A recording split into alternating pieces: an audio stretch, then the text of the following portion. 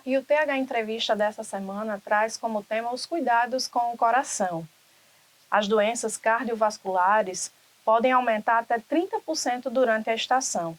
Para entender melhor e conversar um pouco mais sobre o assunto, a gente recebe o cirurgião cardiovascular José Leitão. Seja bem-vindo, doutor, e obrigado por aceitar nosso convite. Então, por que é que as doenças cardiovasculares estão mais evidentes durante o inverno? Existem vários fatores. Um deles é a queda da própria temperatura. Quando existe uma diferença maior, em torno de 6 a 8 graus, na verdade, temperaturas abaixo de 18 graus trazem uma repercussão importante para o organismo, fazendo com que o corpo faça uma vasoconstricção, ou seja, os vasos eles acabam reduzindo o volume de sangue. Isso é ocasionado para tentar controlar a perda de calor. Então, quando o organismo faz essa vasoconstricção e alguém já tem alguma obstrução no coração ou no cérebro, aumenta assim o risco cardiovascular, ou seja, aumenta o risco de infarto, de AVC, de alguma arritmia. Isso é uma das principais causas. Com a redução da ingesta de líquidos também, pode perceber, cai a temperatura, a gente diminui a quantidade de água que a gente acaba ingerindo.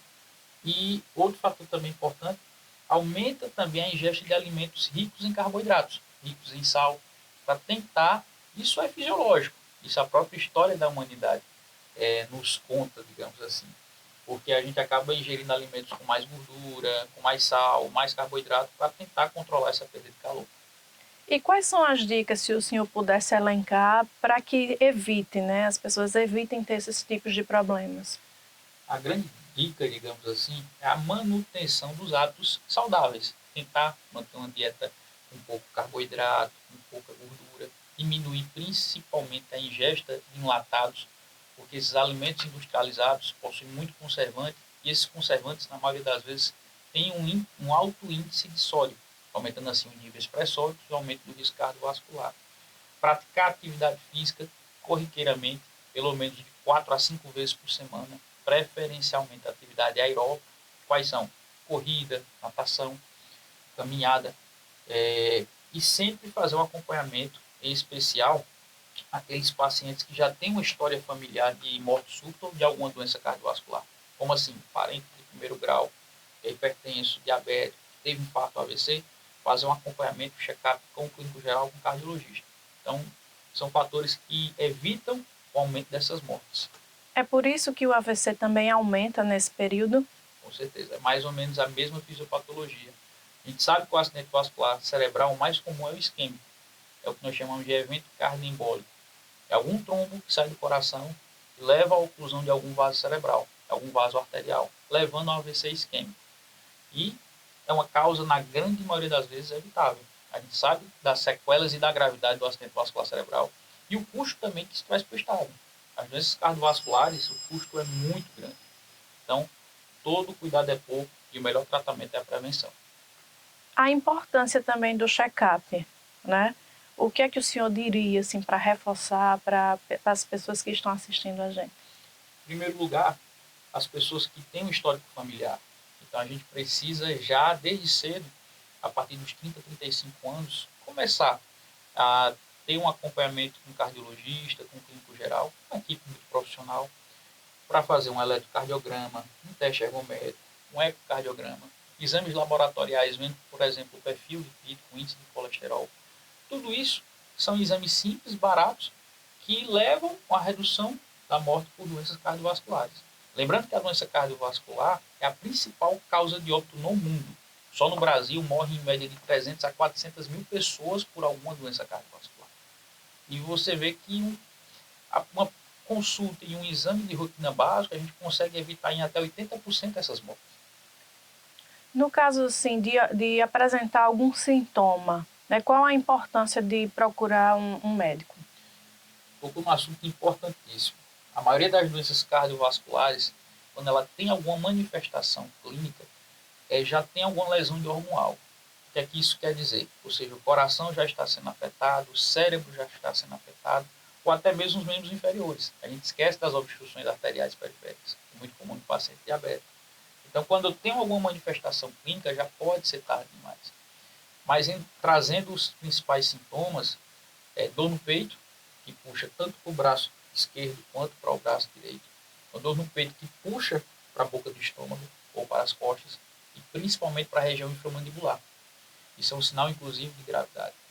Falando a respeito de acidente vascular cerebral, lembrar sempre da disartria, ou seja, o paciente ele não consegue falar de forma adequada, ele fica literalmente com a boca troncha, ele não consegue caminhar, ele tem dificuldade de deambular, porque existe um comprometimento motor, ou simplesmente a confusão mental, pode ser sinal de AVC. Mas, digo e repito, o melhor tratamento é a prevenção. E a importância também de procurar, né, uma unidade de saúde, um atendimento médico, né, de urgência para tratar, né, a causa. Com certeza. Um dado interessante no período da pandemia, em Nova York, houve um aumento de 8 vezes da mortalidade por infarto. Porque naquele período de reclusão, as pessoas tinham medo de sair de casa, mesmo tendo sintomas. Então, houve um aumento importante na mortalidade. Por que eu digo isso? Existe o que nós chamamos de tempo porta-balão. Quando um paciente tem os sinais ou sintomas que a gente acabou de descrever, ele tem que procurar em até 45 minutos ou 2 horas um pronto atendimento. Por quê? Tempo em doença cardiovascular é vida. Então, se nessa janela de até 2 horas eu não conseguir intervir, a mortalidade aumenta muito, levando até, só para você ter ideia, aqui no Brasil, a cada 5 pacientes que têm infarto, a cada 7 pacientes que têm infarto, 5 acabam evoluindo a óbito. Por quê? Nossa, muito Porque alto não mesmo. procuram o atendimento no tempo adequado. E Por dá isso pra... a importância de saber esses sintomas, os sinais de alerta e procurar já um pronto atendimento. E dá para saber, doutor, a situação aqui local, do estado, da capital?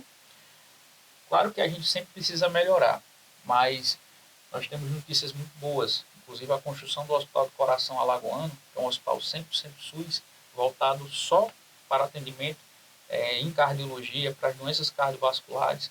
Além disso, nós temos hoje 2 hemodinâmicas também pelo SUS, uma funcionando no Hospital Geral do Estado 24 horas e também outra no Hospital do Coração Alagoano. Hoje nós temos no estado de Alagoas uma equipe de cirurgia cardíaca pelo SUS funcionando 24 horas, também no Hospital do Coração Alagoano, que é a equipe do Dr. José Vanderlei Neto. Então, lógico que a gente precisa melhorar, mas já existem projetos para que a gente consiga, digamos assim, conseguir dar um tratamento adequado para os pacientes aqui em Alagoas.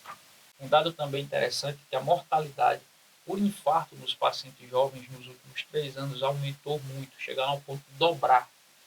Uma das principais causas, sem dúvida alguma, é o Covid, onde justamente esses dados acabam coincidindo de 2020 para cá, o aumento dessa mortalidade por infarto com o surto, com a pandemia do Covid. Por quê? O Covid ele não leva apenas a complicações no pulmão. A gente sabe que a mortalidade por Covid aumenta muito quando o Covid afeta também o coração. Então, todo cuidado é pouco, mesmo em pacientes que têm Covid leve, isso já tem um roteiro, já existem medidas, orientações da Sociedade Brasileira de Cardiologia. Então, mesmo que você teve ou tem Covid leve, procurar sempre um cardiologista para fazer alguns exames antes de iniciar as atividades físicas. O Covid, cerca de 40% dos pacientes internados não foi simplesmente pelo pulmão, mas por doenças cardiovasculares. Lembrando também que houve um aumento do uso do cigarro eletrônico. O cigarro eletrônico traz tantos malefícios quanto o cigarro convencional. Na verdade, ele é até pior. E o uso dele é proibido no Brasil, porque não existe nenhuma regulamentação. Mas, infelizmente, por ele ter um odor agradável, muitos jovens acabam utilizando mesmo em ambientes fechados, em festas, boates. Mas saiba que o cigarro eletrônico ele mata tanto quanto o cigarro convencional. Então, todo cuidado é pouco. Mesmo o paciente jovem, ele deve procurar um acompanhamento com o cardiologista e fazer essas medidas, mudanças de hábitos, para que não venha a ter consequências graves para o seu coração. Ok, muito obrigada pelas informações, pela sua atenção e seja sempre bem-vindo ao TH Entrevista. Eu que agradeço a oportunidade. E o TH Entrevista fica por aqui, até a próxima.